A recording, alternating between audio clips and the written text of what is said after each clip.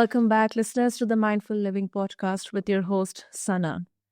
Today, we are diving into a conversation that's as deep as it is delightful with a guest who promises to bring wisdom wrapped in humor, Scott Grace. Known as the spiritual Dr. Seuss, Scott has opened for legends like Robin Williams and Dana Carvey and shared the stage with personal growth icons like Deepak Chopra and Louise Hay. His latest book, Mindful Masculinity, a book for men and women who love them, strips away outdated ideas of masculinity and infuses life with conscious authenticity and, of course, laughter. So, if you're ready to heal your inner critic, listeners, explore emotional intelligence and discover how humor can transform mindfulness, you are in the right place. So, buckle up, insightful and joy-filled ride. So, Scott, welcome to the show, and it's an absolute honor to have you with us today. Thank you. I am pleased to be with you. Scott, your book, Mindful Masculinity, it touches on the importance of emotional intelligence for men. So, why do you think it's such a key factor in breaking free from traditional roles of masculinity? Well, I think our planet is in desperate need of men who have found their tears, because when disappointments and grief isn't acknowledged, it turns into bitterness. It actually, your tears, if you don't know how to shed them, turn into bullets and bombs and attack thoughts. So we're at a place in the planet where we desperately need men need to awaken their hearts and open their hearts, and that includes everything from grief to love and everything. So that's the crossroads. We're at the crossroads. Right, that's right. Also, you redefine what it means to be a successful man. So, how can mindfulness help men transcend societal expectations and step into their authentic selves? Well, success is a judgment. Failure is a judgment. These are interpretations of life that only exist in the mind.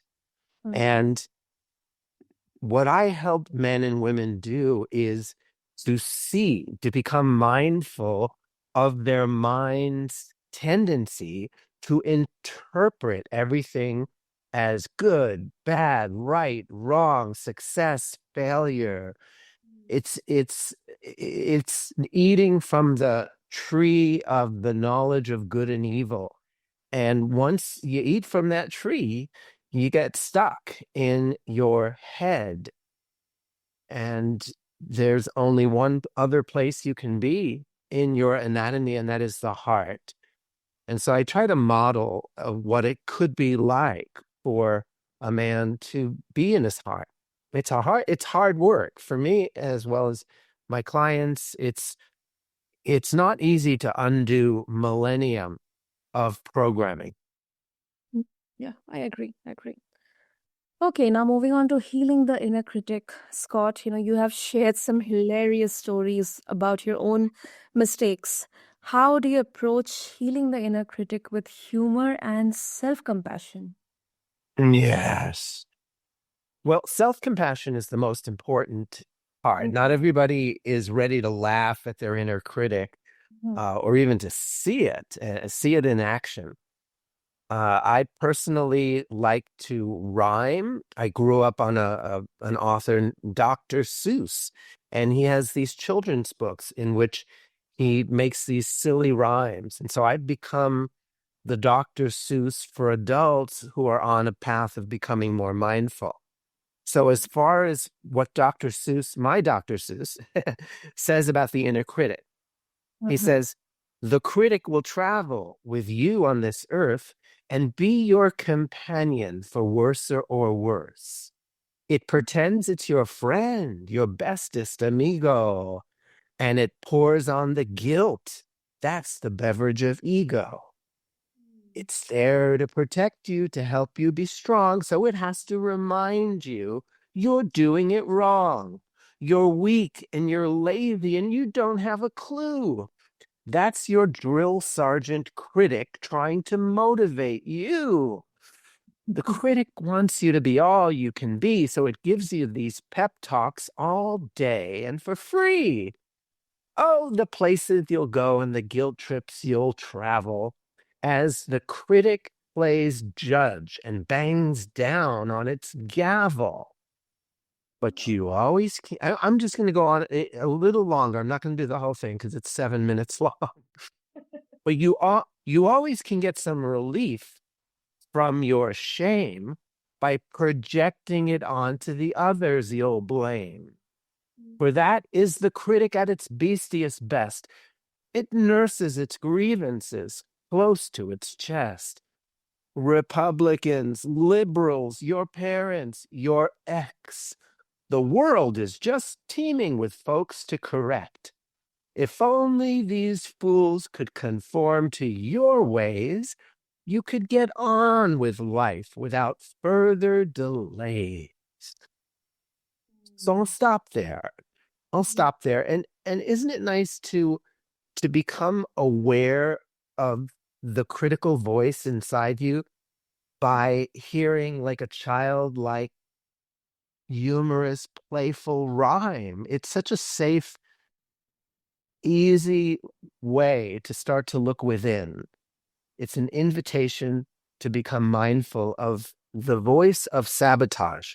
Exactly. Exactly. And another, many of our guests, they have told that sometimes you should name your inner voice, your inner critic. You should talk to it by naming it. Then, Mm. it establishes that kind of relation within yourself. So, that is something very useful which you have shared. Also, uh, when we talk about humor, some people would argue, Scott, that humor might trivialize serious emotional or psychological work. So, how do you strike a right balance between keeping things light and also addressing deep transformative topics?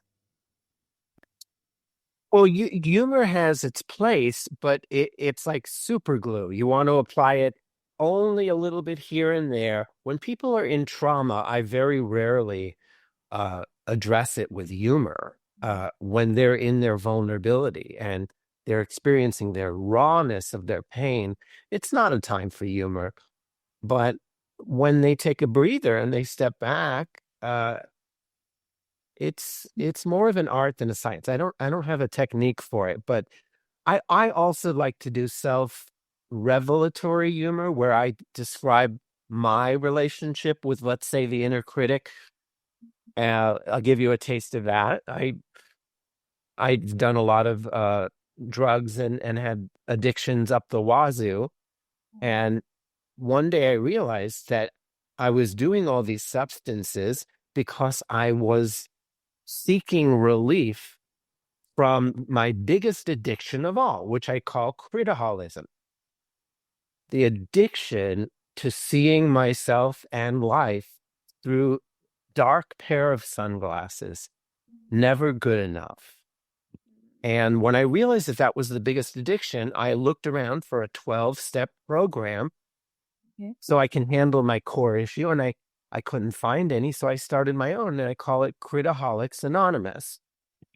And I tell my story. I wasn't always a critaholic. I used to enjoy a few harmless judgments of myself and others at parties and social gatherings. But then I started to wake up and start my day with a double shot of straight criticism. And then I was thinking and driving, and I got caught. And the policeman had clocked me on his radar, judging myself at 84 times per hour, which was way over the limit. So I had to go to court, and the judge said, would you be your own prosecuting attorney? Because he knew I had so much experience in that role. And I won my case. I was found guilty.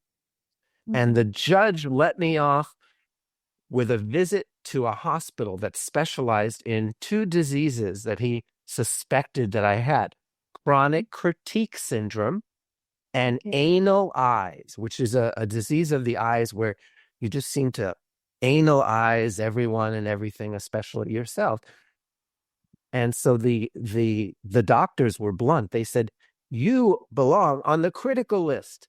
And young man, if you don't learn to be more gentle and compassionate with yourself, you might have a cardiac arrest early in life. And that's when I decided it was time to rest my critic instead. Wow. Mm. So it's humorous. People laugh, and then they get to look, and I hopefully make it safe for them to look at their Yeah. own inner critic by revealing how much I struggle with it and still do. Mm. Yeah. Also, Scott, what role does emotional mindfulness play in building deeper, more conscious relationships, both for men and their partners? You betcha. Well, we don't feel connected through the meeting of minds. Mhm. What really connects us is when we can hear our feelings, when we can hear our partner's feelings and feel them in our body and just be together in feelings. Those are the moments where we don't feel so alone and isolated. And meeting in the heart is a process of creating a space for vulnerability where the four major food groups of human emotion can be expressed. And one of them, I like to say mad, sad, glad, and scared because it almost rhymes. Oh, And yes. I like to rhyme. So yeah, so like how are in my culture, how are you is um a very popular way of greeting somebody, but very rarely do people say, well, I'm feeling irritated and anxious and I'm judging myself. Well, say Like it's not an invitation for authenticity. And if you want authenticity, you have to create it. You have to be a pioneer or join a group that practices this way of relating.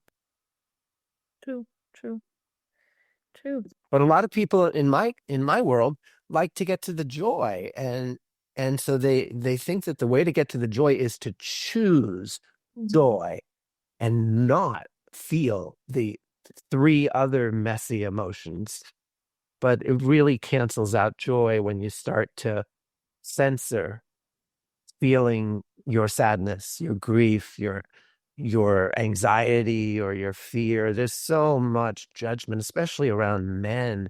We're not Mm. supposed to admit fear. We're not supposed to feel fear. We're not supposed to show fear. And there's a chapter in my newest book called Healing the Addiction to Not Feeling Fear. Wow. Yeah. Also, before we wrap up, Scott, Mhm. all listeners who might be new to emotional intelligence or mindfulness, what are some simple, yet practical steps that you would recommend, they can apply in their daily lives? I like uh, thinking of, well, I like what you said about naming the inner critic. Let's say hey, my inner critic is name is Fred. Yeah. But I also have a very compassionate, loving inner parent that I can name Stella or whatever. And I am encouraging people to listen to their inner dialogue and make room for everyone to speak. Mhm. Like, okay, let's hear from the critic. Why is this a bad idea? Da, da, da, da. And then there's your higher self or whatever words you might call your connection to the infinite, your connection to love. And it usually speaks in a in a whisper. It's very calm and gentle. It doesn't make demands. It doesn't really tell you what's right or wrong, but it makes gentle suggestions, and it reassures you that you're safe and that all is well. Those are the two overall themes that are always true. Whatever's going on with your body or your finances or your relationships, on a spiritual level, you are grounded in safety and all is well. And the more you can energize and magnify and focus on that truth, the more you create safety for the other parts of you to have a voice, but not be the captain of the ship. True, true. Beautiful, beautiful, Scott. And if our listeners they want to connect with you and get a hold of your books as well, how they can do Yeah. Well, there's my website, scottsongs.com, SCOTTSONGS.com. If they scroll down, they'll have links to the books that are on Amazon. The Audible version is my favorite for Mindful Masculinity in particular, because I put 3 hours of my original music and poetry and comedy as bonus. So there's a lot there. There's a lot there. And you know what? We have a few more minutes. I'd love to share a song with you, if that's all Yeah, right. please, please, please. Okay. All right. So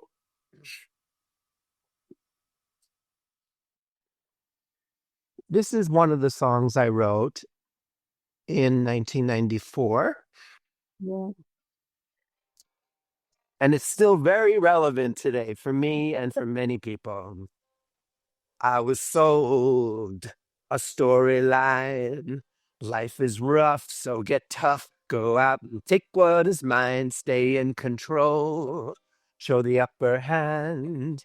Show no fear. Cry no tears. Learn to be Superman. Now that story is burning, going up in smoke.